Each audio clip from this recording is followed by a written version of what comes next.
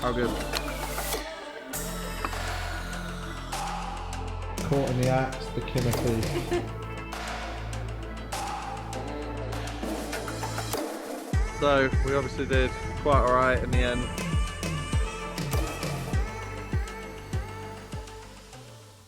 Good morning. We're just packing up, getting ready to move on to the next dive spot. And it wouldn't be Australia if you didn't have a big old huntsman on your gear. So to give you some perspective, that's my hand. And that's the huntsman. As always, welcome to Australia. This is it. Alrighty, so it's a bit nippy, a bit chilly, but check the views of this.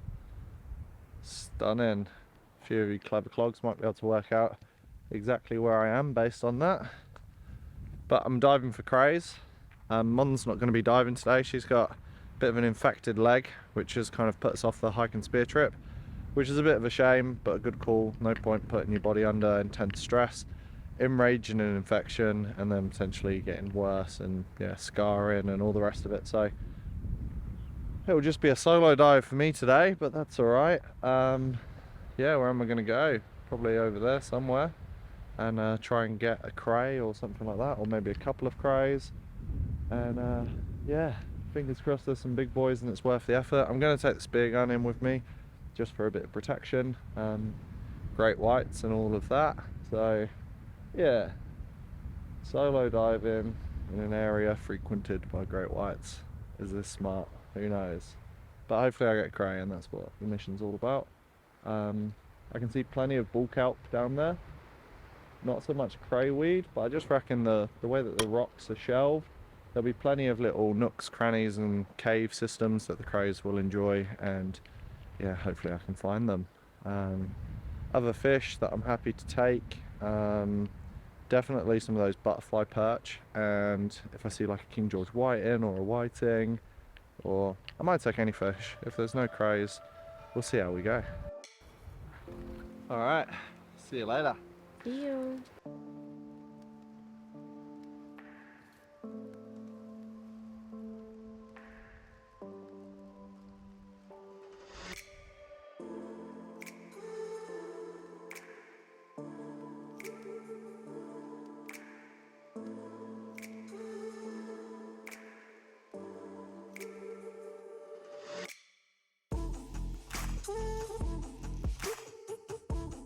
I've made my way down to the rocks. Good bit of like swell action happening, hitting on this. Once I'm suited and ready to go, I'm just going to jump into the, looks like it's about 2 meters deep. Something like that. And then I'm going to swim over to that point and then go check out what I think looks like good lobster ground. We'll see how we go.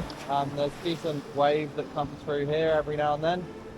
And yeah, definitely going to enjoy some white water, but you know what, it shouldn't be too bad. The water looks crap this side, the viz looks crap, but I'm sure once I'm out of this swell with the waves forming up here, I'll be sweet. We sent the drone up before, so I've already seen some clear water, and it looks like it's going to hold crays, so fingers crossed nobody else has been there and raided it. Let's get wet. Just like that, time to get wet. Stick the snorkel in, grab the fins, and time to go.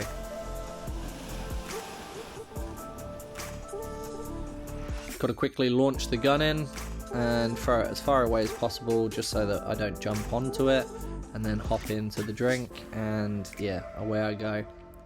I already know that the viz is going to be crap for the first 50-60 meters or so, just because of the drone has indicated that to me. It's a fantastic thing to have a drone with you, scouting out viz, where the viz is going to be, and yeah, even scouting out fish. It's a highly valuable tool. As you can see, there's a decent amount of current, swell, rip, it's all happening, but I just punch out, stick to the side, and just basically kind of crawl along the wall until I get out of all of that surginess, and then I can start diving and having a look, because there's already fantastic ledges and nooks and crannies. So here underneath all of this bulk out, you can see me kind of get stuck completely into it. I'm completely covered in it, and I'm just looking into the rock cracks, trying to see if I can find myself a southern cray. There's a nice fat ab in there, but no crays. As I move out, we can see next to this star there's a nice little spot for where a cray could live, but it's filled with weed, so it's likely not going to hold anything, and we just keep looking. I'm working the seafloor literally like a hungry otter here, and I am finding amazing cracks. We've got the cray weed going on, we've got all these nooks, crannies, long, deep, kind of narrow crevices where crays can reside in and hide. This is cray weed. This is a fantastic indicator for crays. They absolutely love this stuff. Lobsters will often be found just walking through it, or sometimes underneath rocks and caves and ledges with this stuff on it. Whilst I was just chilling here checking out the water and keeping an eye out for the big white shark, I have these boarfish come over and check me out. It's an awesome little family. Come over, really inquisitive, and yeah, they're not too afraid. They are protected from spearfishing in Tasmania, so no point hassling them, but beautiful to see.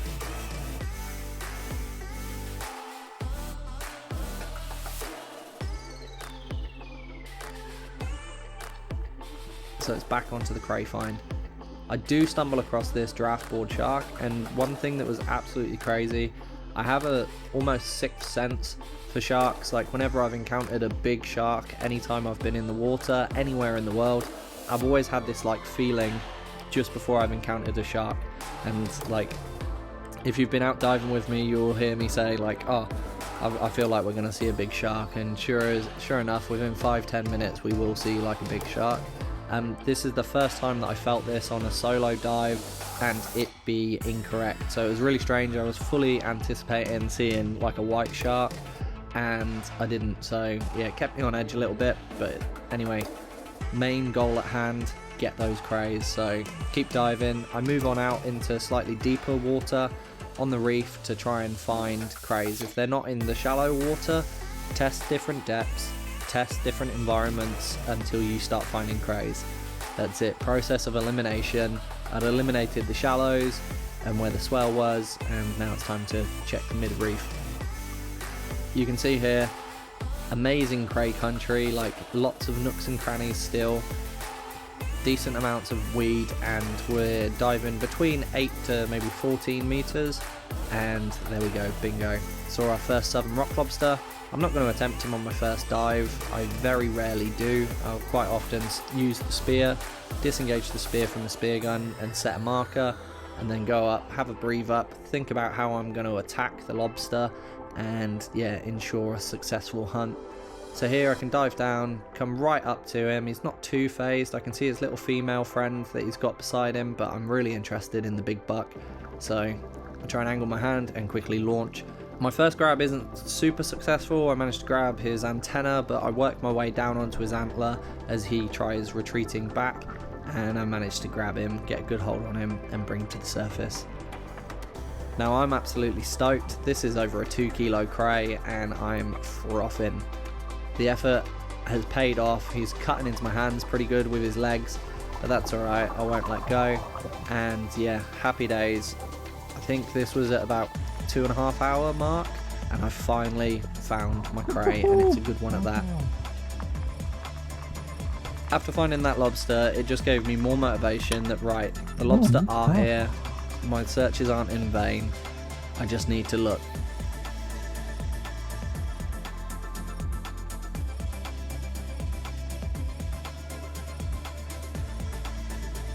So I continued to look at this sort of 8 to 14 meter depth and in a similar environment, and sure enough I stumble across an absolute giant of an abalone that goes legal sideways, which I can't miss him.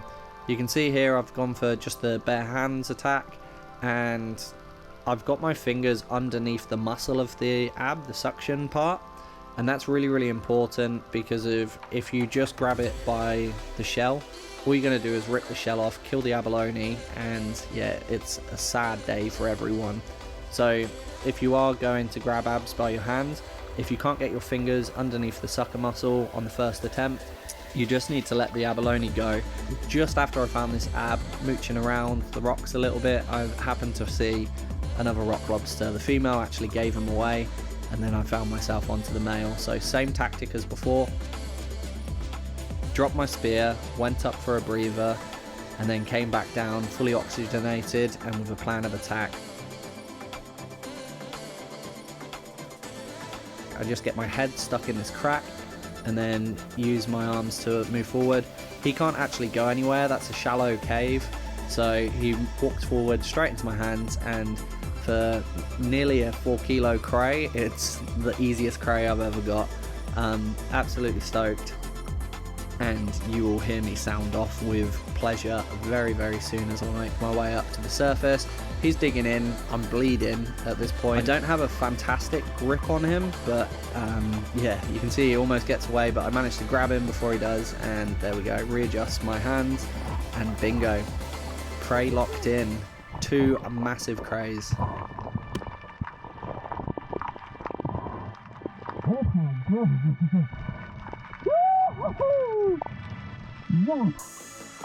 You are a big bug. You are mine. Yeah, you can cut into my hands all you want. I don't let go. Fucking bleeding. Yes, baby. Yes. You're a good fucking cray. Dinner served. Let's go.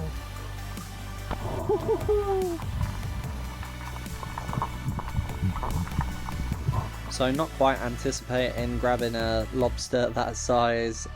He won't fit in the bag and I don't want to risk it with the other one, so I do the old UK trick and use my shooting line to tie up the lobster. Now yeah, there's a bit of a Benny Hill moment because he ended up grabbing the gun, but that's okay. Managed to secure him tightly with the line and then swimming back to shore. He is massive. I'm using a DJI camera and it does zero justice for just how big this guy is. He is an absolute unit of a cray, and yeah, stoked. So going back through the swelly country, as I make my way in, the 3 surfers that are actually filming themselves surf, and that's pretty cool. I know that I'm safe, there's no white pointers about, and that's it. Mission a complete success. Crays on. Phew! Alright, and that is how it's done. Size of that bug. There you got another toad in there too. Absolutely stoked for that. Not a bad little exit just here. Climb up the rocks. Hell of a mission of a swim. But that's just the ocean. No great whites and crayfish and an ab. Check the size of this puppy. Whoa, bigger than my hand. That was a stonker of an ab as well. Land of the giants. So we obviously did quite alright in the end. We got these 2 crays. Absolutely stoked with that. He who dares wins. As we got out, or as I got out, the surfer on the rocks was saying that there was a white here 2 weeks ago. So that's pretty gnarly. I definitely had like a white pointer feeling the entire time that I was like round the reef. But yeah, absolutely stoked for that. Big bugs. That's how we do in Tassie. So let's go get a warm shower and cook one of these puppies up, and the other one's going to get the freeze treatment ready for Sydney. Stoked.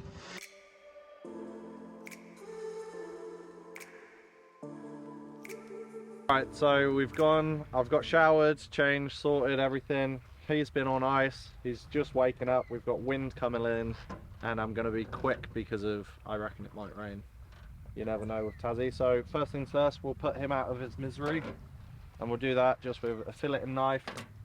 I don't have a big blade, usually I'd go in straight by his head, but I think he's a bit big for this, but we'll give it a go. Big bloody cray. Give that blade a wiggle around, and then if you can, slice up and back to him. Oh. They've got a really complex nervous system, so to kill them you really need to kind of go every way possible and then down through the body of the cray. He's had the knife all the way through him, and that he's done. So that's the cray put out.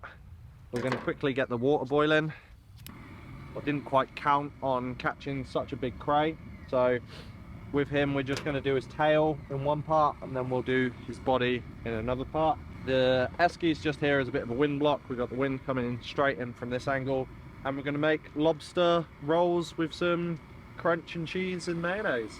We're just going to cut the tail off the lobster. Now we've got the knife right up the back of him. He's going to have some nerve movements, but he is definitely dead, and I'm happy to declare him dead. As you can see, there's a big bit of meat. We'll flip him over. We'll just come in around on the inside.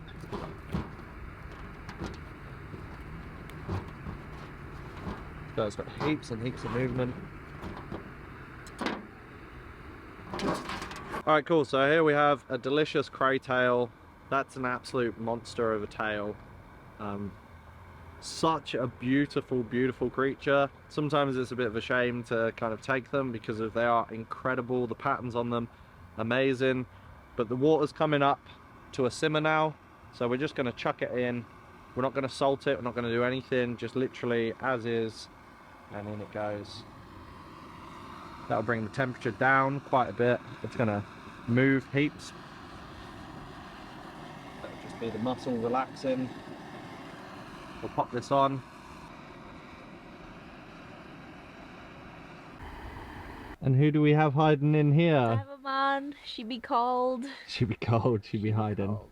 Fair But enough. windy out there. It's about, I don't know, 15 degrees. Oh, it's No, less than that. Yeah, I think it's 12. Yeah, pretty cold. Pretty cold. Excited for the lobster roll though? So excited. I haven't had southern rock lobster in so long. See it gone red on one side. Looking good. So it's been about 6 minutes, maybe 7 or 8, something like that. It's all just estimates at this part, but it's gone nice and red. So we're just going to flip her over. Oh, that looks so good. Wow.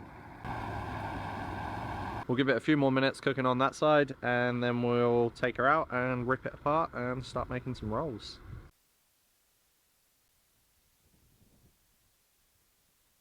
We're about done with the cray, so we're going to lift him out. And look at the colour of that. The smell is incredible. It's just fresh, fresh, fresh seafood, and you can't beat it. We'll take the tail. I'll pop him here. We're going to put him up high, and the wind will chill that right down really, really quickly. And then we'll be able to break it apart and get the meat out to make these lobster rolls. Time for the big body. Still don't quite know how this is going to fit. It's not really. Might have to be a job of snapping its legs off and putting its legs in. Let's do that. Whoop. Do this with gloves, really. Yeah, sure. Got one. Just want to make sure that you don't get spined. Look at the size of the claws on this guy. Absolute beast. And definitely don't want to get a claw in me. You know what's crazy? After we've done all of this and we put these and boil up the claws and the legs, its body's still going to be too big to go in this pot. So this is about the tail right now, because the tail is cooked and ready for carving up. There's no real easy way to do this. You can kind of go in here, split the back, or if you had a set of scissors, which we don't, you would just cut along here, breaking it in two.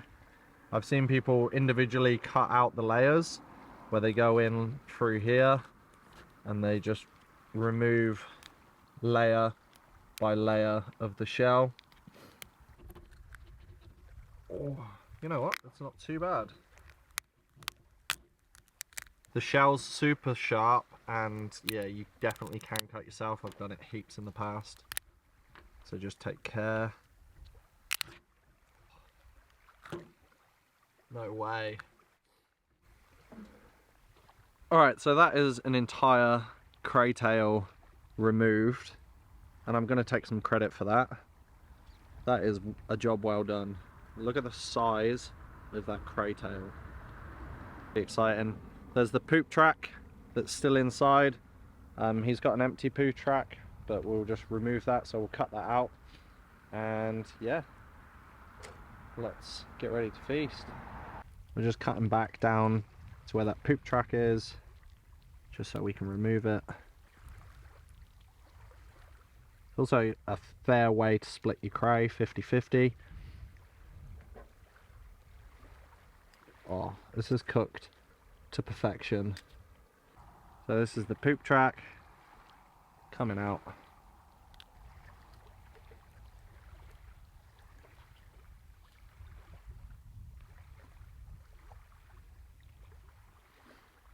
That's one poop track successfully removed, and that is all just delicious eating meat. 2 cray halves, beautiful. And we're going to go as easy as that. 1 and 2. Boom. Alright. Would the camera lady like hers first? Yes, she would. Moment of truth. I'm so excited to eat this.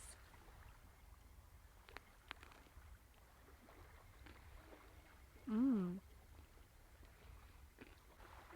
You know what I'm gonna say? So good. So good. No, but it is actually so good. Like, it's got the nice crunchiness from the tortilla chips. Got some nice mayo going on in there. And the cray is just phenomenal. I missed eating crayfish so much. It's been a while. Definitely hits different. Now that Mon's had a feed, it's time for me to taste the reward of my endeavours. Let's go.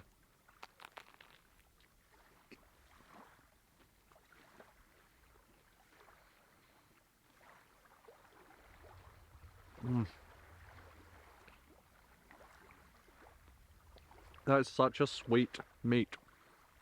There's definitely got to be some science behind that. I've got my own little theory that the colder the water, the sweeter the shellfish. And I haven't been proven wrong. Tasmania, the water's cold, put in the effort, avoided the great white sharks again. And yeah, we've got a stunning feed of lobster. This is absolutely incredible. It doesn't get much better than this. Even though the temperature's not as warm as other parts of Australia, it's still magic. And you know what? I'm from the UK. This doesn't actually like faze me at all. The water's not too far off Devonshire water temperature. The only thing is we've got great whites here. But look, it's worth it. Bloody yum. I'm gonna smash this and then we're gonna get stuck into the claws.